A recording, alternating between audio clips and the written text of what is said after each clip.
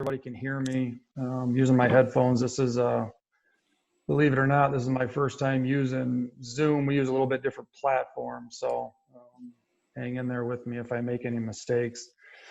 Real quick, just before I get started, I mean, I was really impressed by Justin's talk about sprint out and sprint draw. We do turn back. I've done a little bit of full zone with the offensive line. But the funny thing about sprint draw is I work here, Kyle Nystrom is our head coach here, and his dad, Buck, has kind of been all over the country coaching. And he will sit in a room with you and talk about sprint draw for 10 straight hours and you won't move. So if anybody or Justin, you want to talk more sprint draw, you can make your way to Marquette and you'll have all the fill you can get with sprint draw. I think it's a really good concept. But I wanted to also say this. There's been three really good, presentations. I'm glad Justin talked a little bit about some football because I was going to talk some scheme as well. I wasn't sure if you guys wanted to talk scheme in this thing, so I'm glad that happened. But getting a chance to listen to Aaron and him talk about the way they coach their guys. Again, we don't all have a walkthrough facility, but that's okay. I think the things that he talked about are really important, and he used the term scheme overload. That was pretty good. I haven't heard that maybe in a long time, or maybe ever. That's a real thing. That's pretty legit. And even though we're going to talk about some football here, that's a pretty smart point there. But I thought what Matt started off with, and that was a great presentation about leadership. He used the term authentic vulnerability. That when I saw that these presentations were going on, I kind of reached out to Sam myself. Actually, I don't know Sam at all, but I reached out to him through Twitter and just said, hey, if you need anybody to talk, I'd be more than happy to. And the reality is I noticed that there was a lot of high school coaches on it. I've always believed that the greatest level of coaching football is high school. I've never coached there myself, not to say I don't want to, but the biggest impact and just the greatest level of football is high school football. So for me to talk to you guys, really appreciate it, because nobody makes a bigger difference. Again, no disrespect to the Alabamas and the Michigans and the Northern Michigans and any other college coaches that may be on here, but nobody makes a bigger impact in kids and high school football coaches, or the players at least. And I always just kind of reference myself. There's been two big life experiences for me outside of the birth of my children, because that's a little bit different. That would be my wedding and the day when my mom died about a year ago. And the one person that was there at both was my head football coach from high school. Mike Holmes was at both. So it's always had a great impact on me to be able to talk to anybody, first of all, but to be able to talk to what looks like a great group of high school coaches. It's to me, it's the best level, and the best thing that I can do is try to hopefully give you guys something. I did want to talk a little bit about some autos in the spread attack. Now, I included my information on here on each slide, so that if there's a question or something comes up, just reach out to me. My cell is going to be the easiest way to get a hold of me. My email is fine too. But I wanted to talk a little bit about autos in the spread attack, not because we don't run spread. We are primarily a pro style offense. I'm not going to go through my coaching tree, but I'm a pro style offensive coach mostly because of my time spent at North Dakota State when I was a graduate assistant. This was back in 9 and 10, before they started winning every game ever since I left, it seems like. But this is really where I learned it.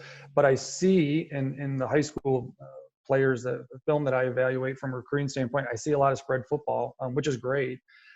Formationally, we get in a lot of this stuff too, but we are also primarily a 12, 22, 13 personnel team as we're trying to develop that in recruiting. So again, if anybody else wants to reach out more, this is also, I've even got more film of what we did in our 12, 13, and 22 packages. But I'm going to talk a little bit about 11, and this PowerPoint is not going to be anything visually mind-blowing, but I'm going to focus mostly on the tight ends, the one tight end, and then kind of in the backfield, and talk a little bit about that.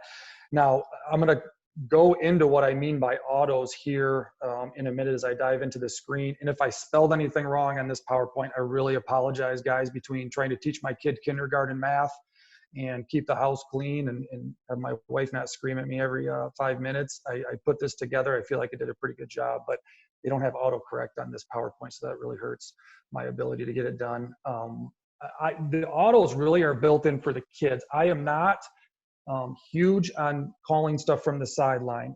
I've been around it. I was at Grand Valley State for 2 years as a graduate assistant, my first two jobs, my first 2 years of coaching, and that's all we did.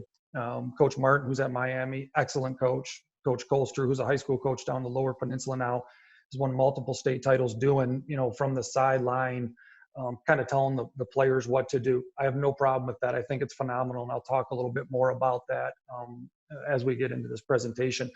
But I like to try to put it in the kids' hands as much as possible. Now, we didn't not have a lot of success this year on the record. We struggled to get wins, and you can probably throw stones at maybe this is why. But I do believe that the kids buying in, that the kids kind of having that level of control in time will pay off, and it will actually make you a better team. And that's kind of what I learned at NDSU. We did not signal to the sidelines very much when I was there with Brent. I was just a graduate assistant, but I was coaching the tight ends, and we ran these autos, and it was the responsibility of the players on the field to decide what play we're going to get into that's ultimately hopefully going to put us in the best situation. So it can be done both ways. There's no perfect way to do it. I think Aaron talked a little bit about that in his presentation. There's no perfect way to do it, but I do believe in giving the kids the buy-in, giving the kids the understanding of what we're trying to do. I also will say this: I've coached Division II football ever since, other than the 2 years I was at North Dakota State. And sometimes we're in a press box that's so low and so far away, I even have a hard time seeing the difference between techniques. I'll be honest, and I've pretty much been up in the press box my entire career of coaching.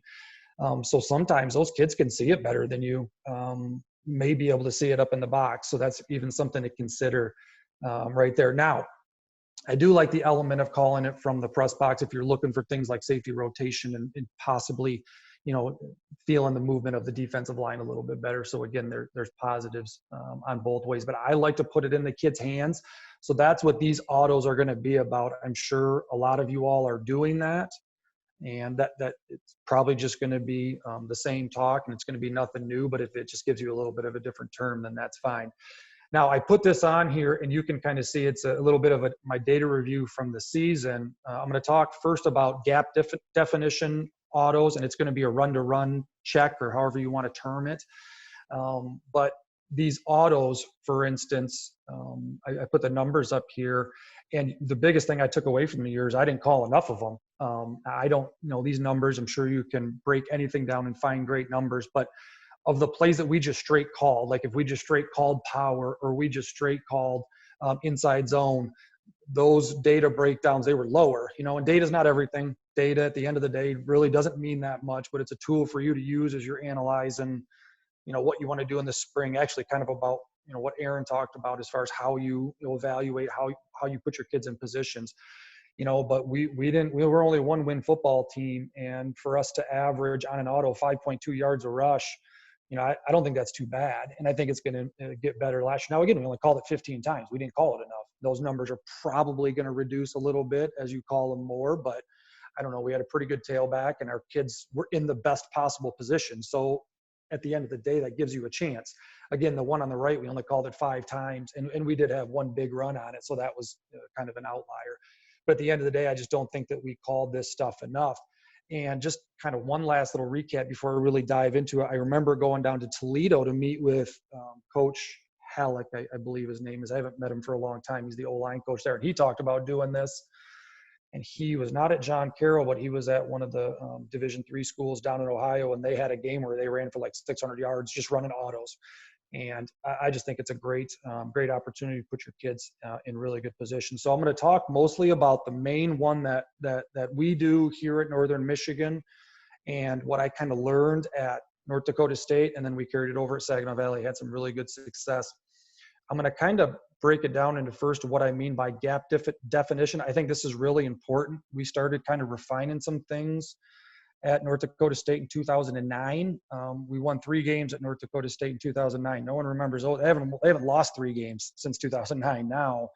And we started refining some things. And I was just talking to Tim Polisek, who's out at Iowa now as the O-line coach. I think this was a huge part of it. And he agrees that we really clarified, what we were saying to the kids. Again, to go back to kind of Aaron's talk a little bit about just being really clear with them.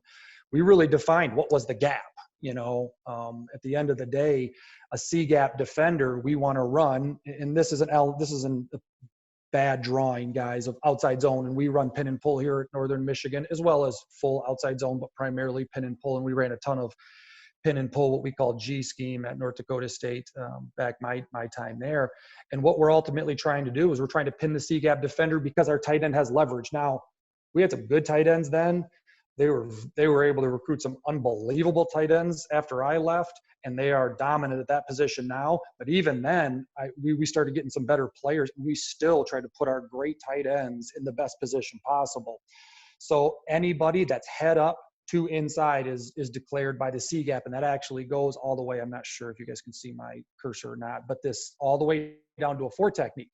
Okay, all the way down to head up to the tackle. That would be declared the C gap. And we didn't care if it was a guy with his hand down. We didn't care if it was a guy that was, standing. And that's really the reason why we wanted to clarify what that C gap definition was, because we started playing. Northern Iowa would stand up their defensive ends, and Missouri State would stand up their defensive ends. And our guys would kind of get confused and think, well, is that an outside linebacker? Because in the book, which again, I agree that those paper copies are unbelievable, but the book says a 3-4 guy, a stand-up looks like a 9, and the kids got a little bit confused. So we said, I don't care if it's the damn umpire standing in between, me and the tackle. That's the guy I'm blocking down on. And what we do with that now is we make the call from the tight end position. Okay, so we go into the call, for instance. Okay, is going to be, you can call it whatever you want. I'll talk about the terminology in a minute, but for instance, it's called Jam Auto. Okay, and it means either jet or Miami, and I use those terms. Those are our terms for jet is outside zone, which is our G scheme, and Miami is our power play. So we go to the line of scrimmage as an offense, and those kids are saying to themselves, okay, we don't know which play we're running, but we know we're running one of two, and what happens in that C gap is going to define, what play that we get run to try to put this kid, this tight end primarily in the best position possible, as we were, again, playing a lot of really good defensive ends. Okay, so this is an example of what I'm going to call Jam Auto. And it sounds funny. You guys, again, can name it whatever the heck you want. You can use your code words. You can use your numbers are a little bit hard to do. We always used code words. And however you verbalize it is really up to you. And sometimes they do get a little bit awkward. But we are truly going to define a gap between two plays, that the difference in that gap really is going to determine our ability to have success. So the next picture now should show the definition of nobody in the C gap defender. And I don't know if you guys can see that. My screen, where I can kind of see a couple people, is a little blocked out. But what I have in there is there's no C gap defender. Okay. So if there is nobody, okay, so there is nobody from a 4 technique out to a 6, the next person from right here. I always joke around with my tight ends. I say, hey, listen, you look down and you use your hand. Okay, so I say, listen, I'm the right tight end, and I just go, and if I don't run into anybody till he's outside of my head up nose, then we are now going to run our power play, or Miami, as we call it for our code word. So it's as simple as, and I'm going to flip back here in a second, it's as simple as our tight end's going up there, and as he gets his hand down in the dirt, he just kind of yells 6 to the quarterback, if the quarterback can't tell. Or he kind of yells 9 to the quarterback. Now, when I was at NDSU and we had a really good player from Minot, Landon Smith, Minot, North Dakota, and he would make the call before he got his hand in the dirt. And that always used to kind of drive me nuts a little bit, because I was always like, all right, they may be waiting for you now. We always kind of seem to get lucky, I guess, maybe, but I like to get that kid's hand in the dirt and have him scream or communicate it back. If you want to use hand signals, that's fine. We'll talk about hand signals in a minute, but it's really on the tight end to make this call. As far as what play we're going to run, and then the cadence or whatever you do with your quarterback to get us into that specific play is what happens next. Now, as the tight end makes that 6 call, the O-line knows we're going to run outside zone. We're going to run jet, so they kind of start getting themselves ready for their, down blocks and who's pulling, and if I can AOD this guy to try to get to my linebacker, whatever it may be. But in the cadence, our quarterback gives the play just to reassure them. Okay, but if you want to walk up there and you want to say like jet, jet, jet, hot, hot, hot, jet, hot, fine. There's nothing. I can do the clap thing. We do some of the clap stuff too. We don't do just that, but those are options that you guys can do as far as how to kind of get it done. So again, this is probably one of our biggest autos. I do have some film I'm going to show in a second here. Again, I'm going to have to navigate this screen.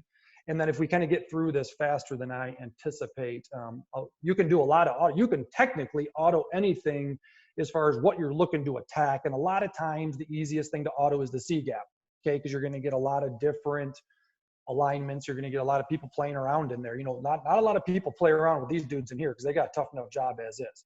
You're going to get a lot of play on the edges, whether it be these 9 to a 6 technique or a 5 technique kicking down, whatever it kind of may be. So that's the one that I've always focused on the most, is really running plays that really kind of impact the C gap to see, okay, what are we going to get? And it doesn't have to be just run to run. You could do pass to pass. You'd probably want to look for something different. You can do all sorts of different things in your autos. I want to make sure because I do want to go to film here in a second, but I wanted to show this before I dove into that. So kind of just going into some details. Again, I had a lot to talk about on this one play, and if I'm going fast, again, I apologize. Write my stuff down and email me. I talk really fast and usually don't stop very often.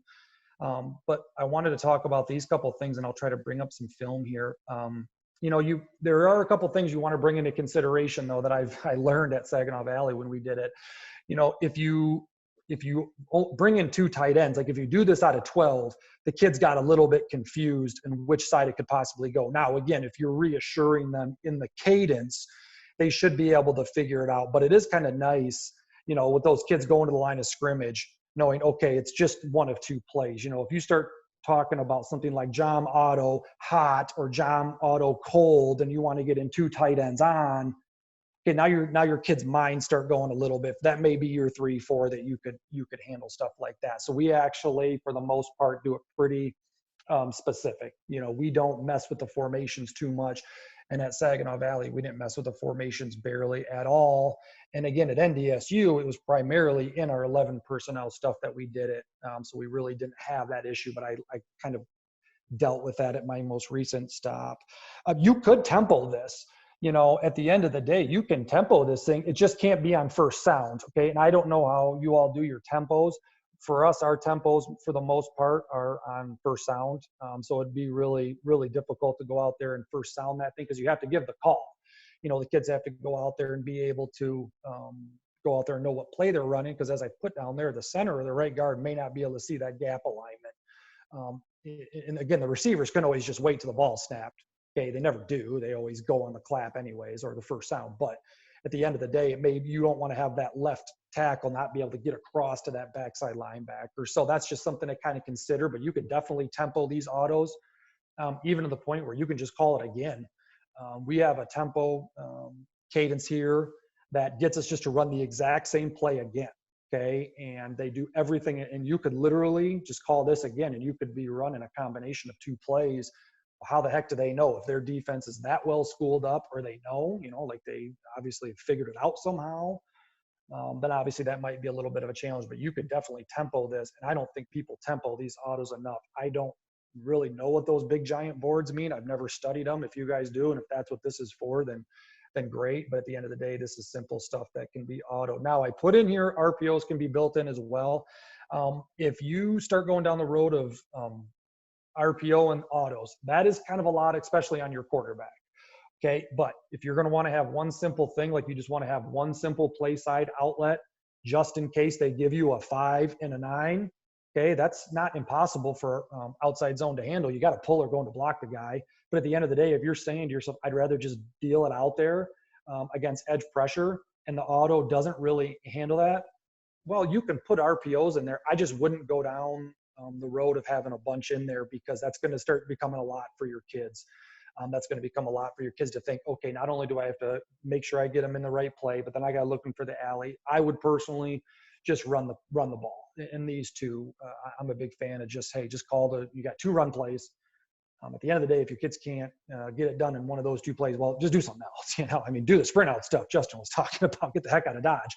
Don't even worry about running the football. But at the end of the day, I wouldn't go too far with your RPOs or your backside outlets, because then if you do flip them, you flip your formations. That could become a lot for your kids to kind of memorize, because it's really becomes a memorization thing. Okay, there's a couple different options, but I want to go to some film here first, and I might have to, okay, I'm going to stop sharing, and I'm going to try to do that because I want to share you guys some film. Okay, I hope this works good. I hope it shows for you guys pretty good. And again, someone just say something if it's not. This is actually not going to be a auto. Again, we did not do a lot of this year. This is more my philosophy, what I've learned, and trying to give you guys something that I think will impact what I see a lot on film. But again, this is just a little bit of a formation for me to kind of talk through what I'm getting at. So for instance, we're in the pistol here. You can run it out of the pistol or out of the gun. And again, my screen is, hopefully that's not bothering. Okay, there you go. I just minimized it. So I can't see anybody else. Hopefully you guys can see me. But anyway, so here's kind of a pretty standard formation that you're going to see. A lot of people do this. Again, not horrible for you to RPO something or maybe outlet it backside if you want. But again, I wouldn't go down the road of having too many RPOs and outlets. In this case, because you're running outside zone, this way you kind of need this guy to be blocking. So again, this is again where that kind of that wormhole, that rabbit hole goes of, okay, you got to look at this and just, if you're just trying to put your tight end and your offensive line and your tailback in the best position to run the football, just run the football. I mean, there's nothing wrong with just calling some plays every once in a while and letting your kids play confident. I mean, getting kids to play with great confidence and play hard and play physical. I mean, at the end of the day, that can overcome a lot of schemes. You see it every single day. So again, this tight end, again, this is not the play. So I'm not actually even going to run it here. This is a pass play actually, but this was a pretty good picture. So let me just make sure I can go to the next screen. So you can see this right here. If we were to use this play as an example, again, you've got jersey number 94. Again, from the kid's scouting report, he should know that that's a defensive lineman. But just to be clear, we want to make sure that he's in a position to pin this guy because he's already got the leverage. Okay, so we would, in this case right here, call jet. And again, the offensive line, the quarterback, the tailback, everybody knows there's only one way to run it because there's only one tight end. If this tackle looks out here to the right, how can you run outside zone to the right without a tight end? I mean, it kind of clicks in as soon as they get to the line of scrimmage. Okay, so as we indicate gap definition, there is a human being, and I literally say that to the kids. Again, I thought Aaron's presentation was really good about how to communicate. I say, if there's a human being in the C gap, and I define what that C gap is, then we are going to run our outside zone, our jet play.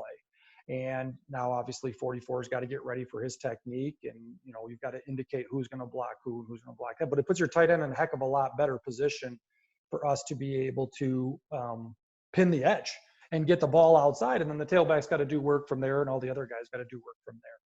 So again, that actually was not an auto, and neither is this. But again, I want to show it. They were some of the best plays that I could find. We did not do this a lot out of 11. Again, we are primarily a 12, 22, and 13 team.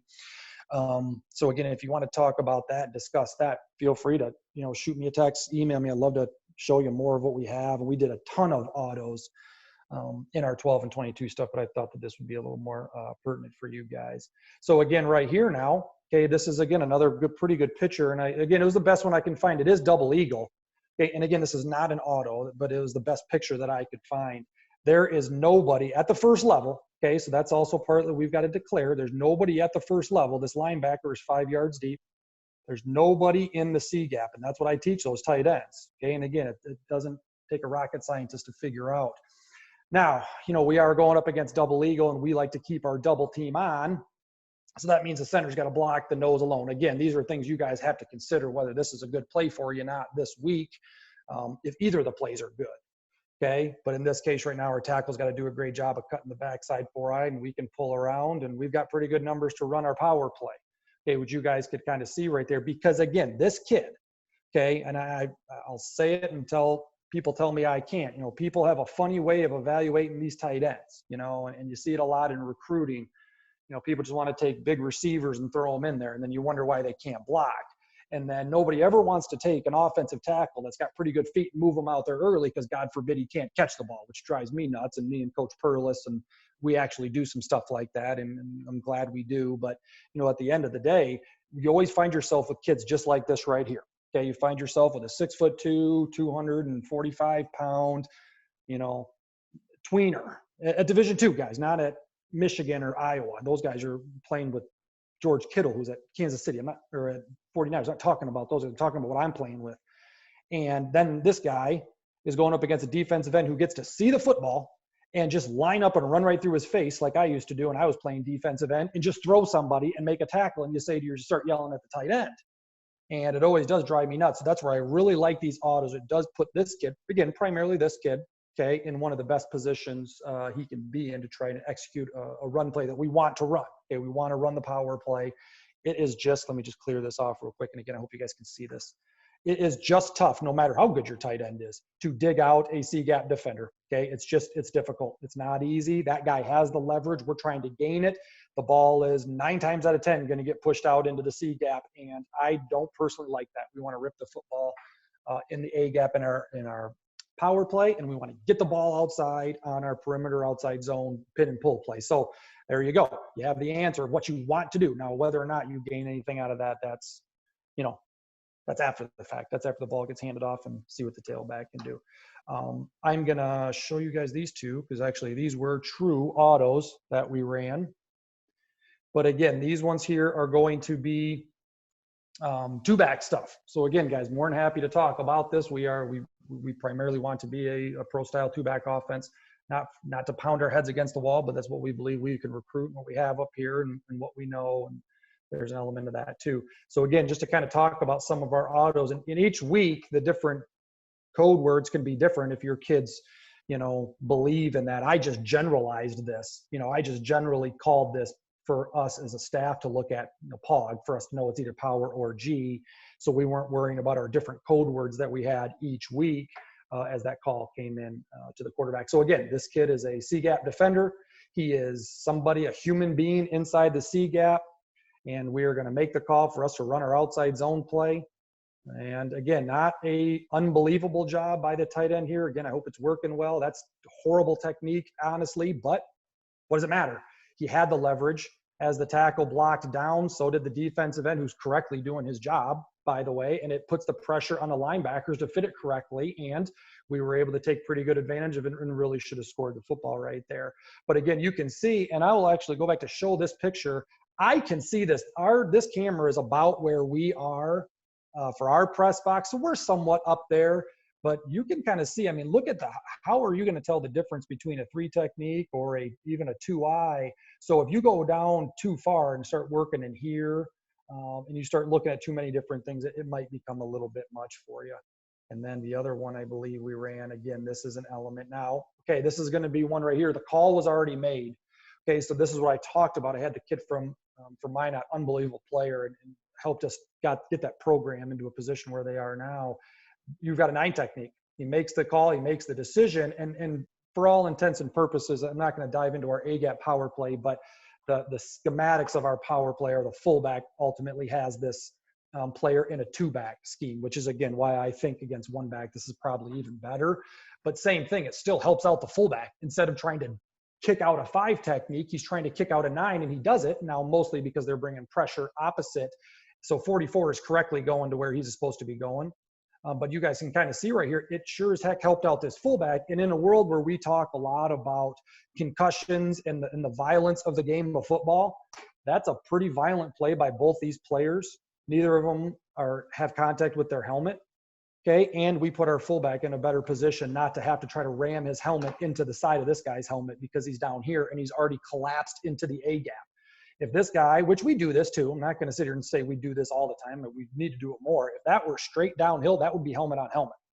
Okay, so not to go too far into the whole safety element of it, but we're actually doing a good job of keeping our kids safe from the standpoint of the head and the violent collisions. It's shoulder collision now, but at the same time, we're taking their technique and scheme and using it against them and making it easier on our kid. Yeah, that sounds like the element of efficiency that we should be doing. And again, we didn't do enough of this stuff. And obviously that tailback made a play right there on the safety, which has nothing to do with the auto element. But now let me go back. And again, I know I'm running out of time here, Sam, so jump in when you need to. Oh, here we go. You're good. Don't worry about it. I will try to wrap this up as quickly as I can. All the other guys stayed on time. I don't want to go over too far, but I do want to show you guys one thing real quick before I wrap up. And again, feel free to, am I presenting this now? Can you guys see this, Sam? I can't see it yet. No. I think I got to find that share button again. Sorry guys. This is, oh, here we go. Sorry. Okay. Again, we use a little bit different platform. So, okay. I did want to show you guys this though, real quick. And again, this is actually where I would go way far over. If I talked about our other two elements of autos, that auto that I just showed you, I think is the easiest and the simplest. Maybe it still has some issues, but you can do it fast, in my opinion. You can use it with your tempos, and you can, again, it really, to me, it's really built for one back stuff as much as anything. But there's really three options. There's the one back autos. I would just call those autos. Me and Coach Perlis would just call those autos. But then there's kills, okay? And you guys hear them using this terminology in NFL all the time. I think it's phenomenal. This now gives you a bigger array of your playbook. It is kind of hard to auto a run to a pass. Actually, I don't think I would even know how to explain that to anybody, or I wouldn't go down that road. So you're limited, can play faster, kids can cut it loose. But at some point, you might need a little more. You might be in that game and you say, okay, I need a little bit more. So kills are going up to line of scrimmage with 2 plays. And you can literally do anything, run to pass, pass to run, or even, I know it sounds crazy, but pass to run. It's whatever you call first. Is what you're kind of anticipating, kind of what you think you're going to get. But if they have that one blitz or that one pressure or that one time that they reduce down to a double eagle, and you want to say, guys, we can't run outside zone into double eagle. We've got to run wide zone, or we've got to read the 3 technique and run midline. Kills might be a little bit better because now you give your kids a chance. You just go up there, kill, and those kids now, okay, give them a chance to reset their feet, ID. So this isn't exactly a tempo thing. This is not what you're going to, sorry, I misspelled your, right there, guys, I caught myself. Okay, they're going to go to the line of scrimmage, and they're going to then, okay, we know what play we're running. Quarterback gets into his cadence, reset, blue 80, blue 80 hut, we get off the ball, we run outside zone. They reduce to a double eagle, we want to run midline, easy, kill. But that's mentally got to be locked into their minds. They got to know what that second call is, reset themselves, get ready to run the next play, and you have a little bit more open on your playbook per week. Okay, hard to memorize your whole playbook and put them all into kills. I wouldn't recommend that. We probably went into each game with 4 kills. Okay, 4 plays that we killed. So again, you're talking about 8 plays. It'd be outside zone, kill, full slide, quick game, which I do have some film where I could kind of show you. And the last one is technique directional runs. Okay. Again, this is all run to run. I don't know how to do it any other way, or I really haven't done it a different way, but this is the Omaha thing. Now, as I learned it, Peyton Manning was using it for his cadence, but you can use whatever you want. Omaha, orange, something to say opposite. So again, you only want to run inside zone to the A-gap defender or to a 2-eye. You go up there and, hey, I got a tight end to the left. They always put that 2-eye away from the tight end. But one time against West Appear High School, they did move it over. So we want to be sure, because that'll really give our right guard an issue. You make that Omaha call, everybody just runs the play opposite. You literally, instead of run inside zone to the right, or 44 hot, whatever you call it, they run 45 cold, or whatever you call your plays. They literally just flip everything. Okay, I did kind of put it on here again. A lot of moving parts on this. Okay, I don't know if I would go too far. At Saginaw Valley, our head coach had to slow me down. I was a run game coordinator for a couple of years, and we were trying to auto some of the craziest stuff ever. And it looked good a couple times, but it did become a lot for the quarterback. I mean, the quarterback's got all sorts of things to think about. So, I use the term Omaha or orange. Again, that just, you could say opposite. Shit, how do they know which way you're going? If you have inside zone to the right called and you say opposite, how do they know it wasn't initially left and you're going right? So again, it's just something to try to put your offensive line now in the best position for whatever your blocking schemes are, as you kind of move forward on a weekly basis. So that was kind of my presentation. Again, guys, I don't want to go any further over. The other guys I thought did a great job, and it's a pretty good 2-hour, about a 2-hour clinic. And Eastern time zone. Your guys is 10:30, way past my bedtime. So I don't know how you guys are all still up, but if you guys have any questions, you can throw them at me right now. I have 2 questions here. What was your rule for a 6 technique? Yep. So it is head up all the way down to head up on a 4 tech. So a head up 6 technique would count as a C-gap defender. Okay, we assume he's moving inside. We assume a 6 is going to move into the C-gap defender at the snap. Okay, so if he does move from a 6 out to a 9 technique, then that kid's just got to work to pin him. And that's what we work at the tight end position all day, every day. We work for the worst case scenario. So anything on my outside eye. So if I'm playing right tight end, if there's his inside eye is on my outside eye, we would make a 9 call, and that would be no C-gap defender. So 6 technique, we assume he's moving into the C-gap, and we count that as a C-gap defender. And again, that's up for your discretion. You all can set your own rules however you choose if you have issues with that. All right, then the next one was what defense gives you most problems versus 12 personnel? Yeah, that's a good question. I mean, Double Eagle gave us some problems this year because we liked to play our 2 tight ends on a wing side. And when we brought the Double Eagle, you really have to handle that backside guy because he could run the play down and we did not do a good enough job with nakeds and moving them, bringing guys back and stuff like that. Double Eagle was a problem, and it also puts your center in a bind or you as a coaching staff have to decide, do you want your center solo blocking that guy or do you want the straight wash? Which the straight wash is good, but you're going to lose double teams and you're going to kind of lose a blocker. So it kind of created some mindset challenges for us as far as what we wanted to do formationally, which we were in a point where we were kind of formationally locked into what we were doing. So as we get better, we can probably overcome that a little bit. But Double Eagle gave us some challenges out of the 12 personnel stuff, and we saw it a good bit. Then the last question you have is, do you have any passing game autos? Yeah. So again, that's a great question. I would probably kill those again for me personally. And again, so at Saginaw Valley and at North Dakota State, I think I used to see Carson. I wasn't there with Carson. I was there with Brock Jensen and the guys before that. That was for the receivers, so that they knew that we were going to kill to a different concept. So whether we wanted to run curl or 4 verticals and then kill it to like smash or something like that. Again, we did not do that a lot in my time there. I don't know what they did afterwards, if they did that. But if you want to do pass game stuff, I would personally kill that just because I think there's a lot of moving parts. Okay, you try to auto a 1 high, 2 high, you might as well just sight adjust your routes, in my opinion. You might as well just have your receivers learn to take space and sight adjust and all that different stuff. So if you want to say as a coach, we are going to force these guys to run the perfect concept against what we think, I would personally kill that, give them time. You got to get that call in a little bit quicker, get that call in there a little bit quicker. And then if the quarterback sees safety rotation, then he makes the kill. And again, the defense doesn't know what the heck you're killing to. And if you do a good job in your run game, you might want to foster 1 shell anyways. And that safety comes spinning down to try to stop outside zone and you're ripping 4 verticals behind him or something like that. So I would personally kill it as opposed to calling what I use the term autos, which means it's determined at the line of scrimmage.